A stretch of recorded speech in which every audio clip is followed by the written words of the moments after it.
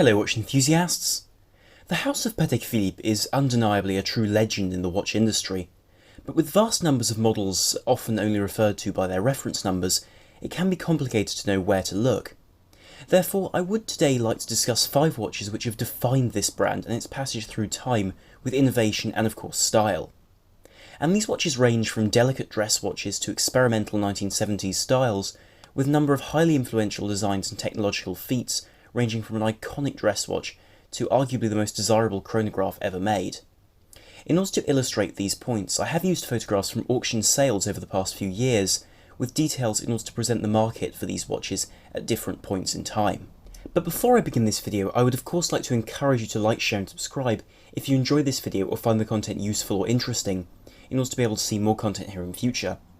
Also, do follow me on Instagram at the address which is now on the screen to be able to access content which otherwise wouldn't be available here on the channel, in order to be able to see meetings with other individuals in the industry, or indeed see watches which I happen to come across during my daily life, and so you wouldn't see here on the channel.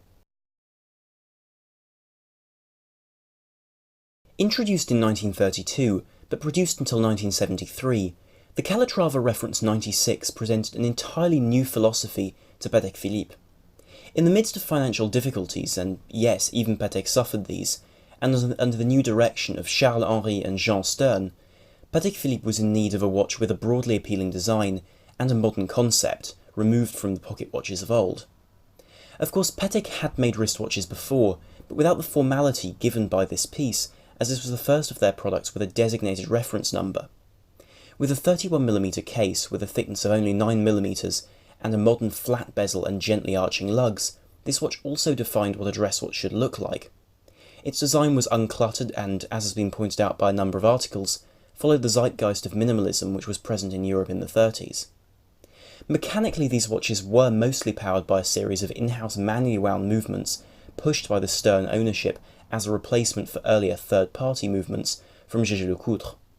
It's also believed that certain early models still featured the third-party movements of old. These Patek movements really are beautiful to behold, with beveled edges, elongated bridges as descendants of pocket watches, and of course the Geneva seal. The dials of these watches also varied radically depending upon the era they were produced in, with central, subsidiary or no seconds at all present.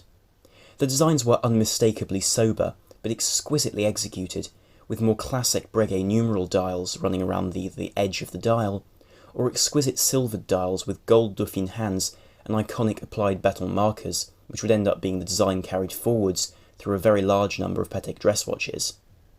Crucially, this was a watch which took the Patek logo, the Calatrava cross, and turned it into an icon of watchmaking, which guided Patek in the direction which we recognise today with the Calatrava as a dress watch, and with this design which was very much at the forefront of dress watches in a more general sense on the market. The 1941 reference 1518 holds a status apart from other watches in this video, in that it is arguably the most groundbreaking watch ever produced by Patek Philippe. Amusingly, this has nothing to do with its timeless and charming design, nor has it anything to do with the brand which adorns its dial. This is because it was truly unique. This was the first perpetual calendar chronograph, and alongside its successor, the reference 2499, it remained unmatched by any other brand for around 50 years. The watch itself was 35mm in diameter and featured a very 40s, almost utilitarian design, with delicately tapered lugs and a large crown and rectangular pushers to operate the chronograph. The predominant finish was brushing, whilst a polished bezel gave a lustrous effect, whilst the watch is more commonly seen in gold, whilst 4 steel examples are known to exist. The dial is a truly beautiful example of a 1940s chronograph dial, with a silvered surface with a tone to match the tone of the metal of the case.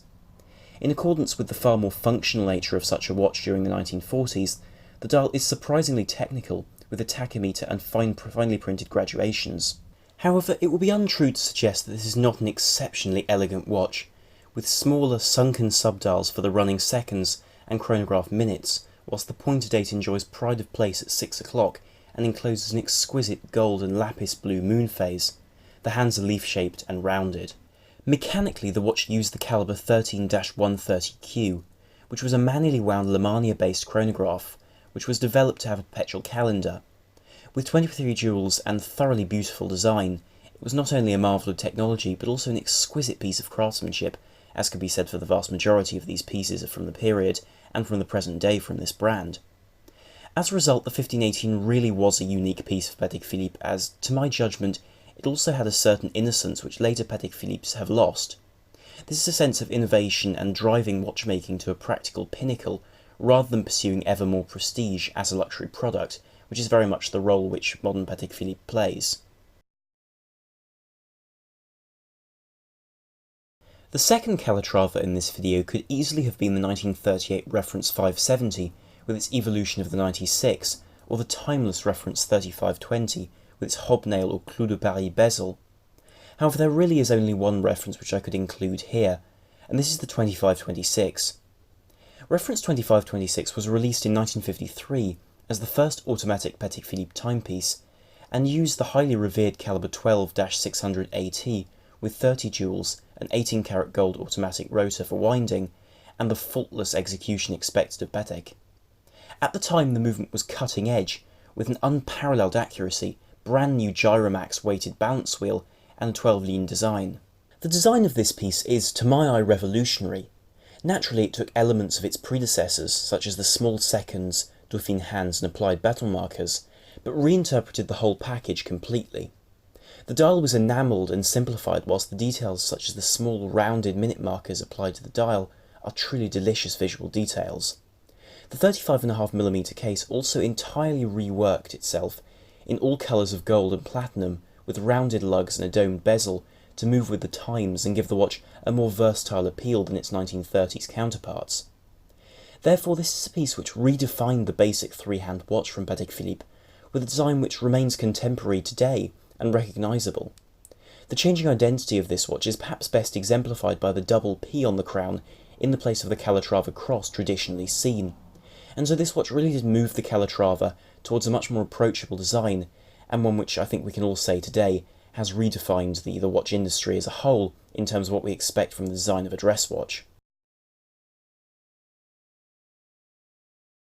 Of course, this video would be incomplete without a Nautilus, and there are certainly many to choose from, such as the peculiar 3710 from 1998, with its Roman numerals and power reserve indicator, or the exceptionally rare and underappreciated mid-size 5800 from the mid-2000s, which updated the mid-size version of the watch and added an exhibition caseback, but retained the original monoblock construction and was produced for only a couple of years.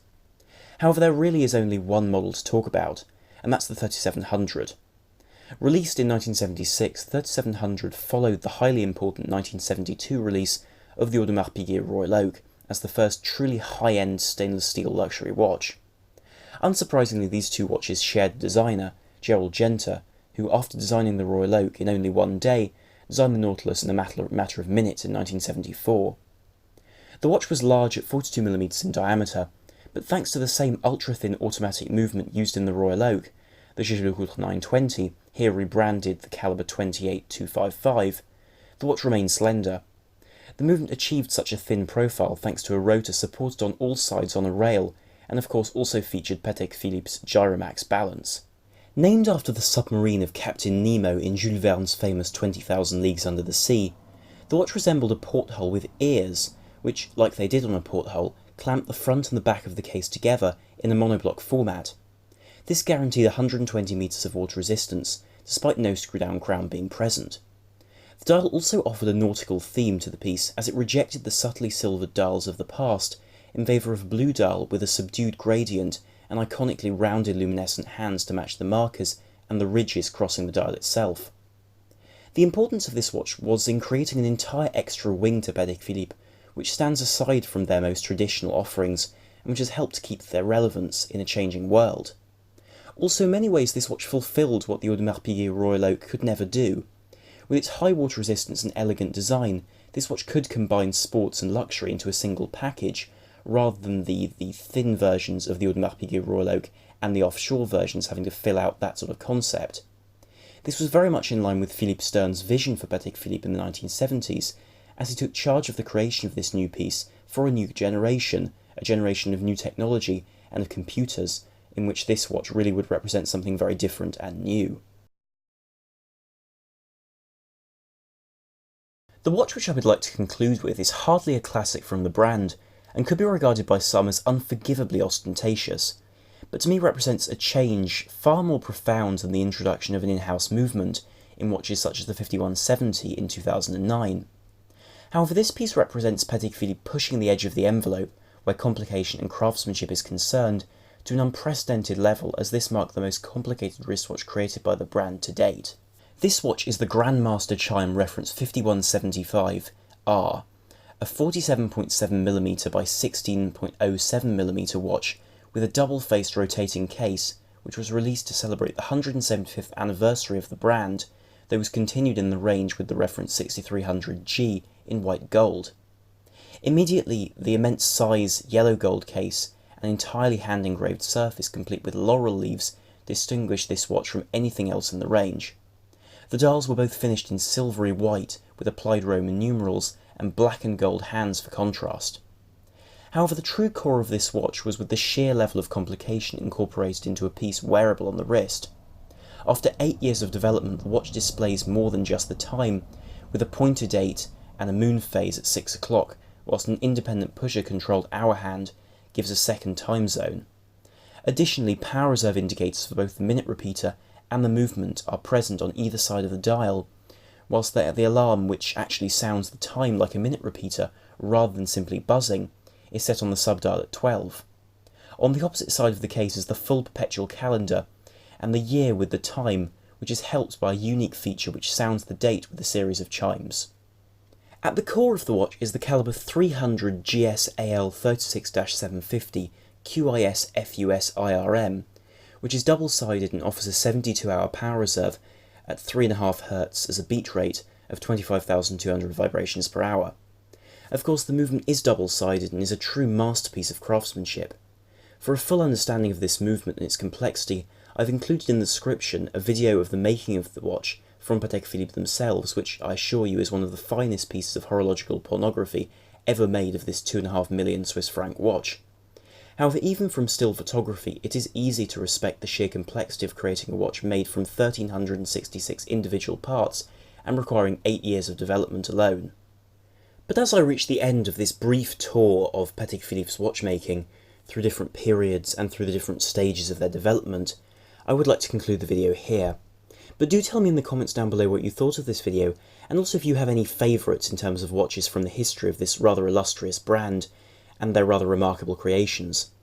Also, do tell me in the comments down below if you'd like me to make a series of these videos, speaking about the 5 or perhaps 10 most important watches in my eyes from a certain brand throughout the ages. And so if you enjoyed this video, then do please like, share and subscribe to help the channel, and also to be able to see more videos and content here in the future. So thank you very much for watching. Sam on the Watch Guy, out.